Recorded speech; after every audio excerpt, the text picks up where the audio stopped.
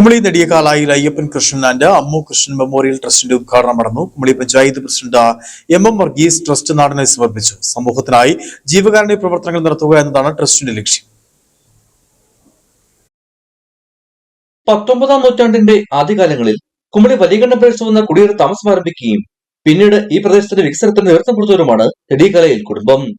കുടുംബത്തിലെ മാതാപിതാക്കളുടെ വലിയൊരു ആഗ്രഹമായിരുന്നു ട്രസ്റ്റ് സ്ഥാപിക്കുകയും അതുവഴി ജീവകാരുണ്യ പ്രവർത്തനങ്ങൾ നടത്തുക. അവരുടെ സ്വപ്ന സാക്ഷാത്കാരം മക്കൾ ഏവരും ചേർന്ന് നിറവേറ്റി. നെടിയകാലയിൽ Ayyappan Krishnan Ammu Krishnan memorial trust Kumily panchayat president MM Varghese നാടിനായി സമർപ്പിച്ചു.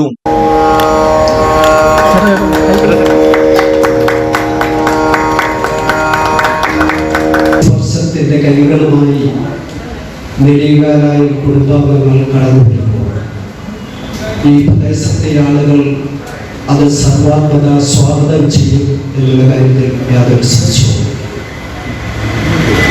തങ്ങളുടെ മാതാവിന്റെയും പിതാവിന്റെയും ഓർമ്മകൾ നിലനിർത്തുവാനും അവരുടെ ആഗ്രഹങ്ങൾ അവർക്ക് ശേഷം സഫലീകരിക്കപ്പെടുവാൻ മക്കൾ നടത്തുന്ന വലിയൊരു ഉദ്യമം ഇന്നത്തെ സമൂഹത്തിൽ നമ്മൾക്ക് കാണാൻ കഴിയാത്ത വേറിട്ട ഒരു പ്രസ്ഥാനമായി ഇതിനെ മാറ്റുവാൻ അവർ നടത്തുന്ന ശ്രമങ്ങൾക്ക് ആദ്യം തന്നെ എല്ലാവിധ ഭാവുകളും ആശംസകളും.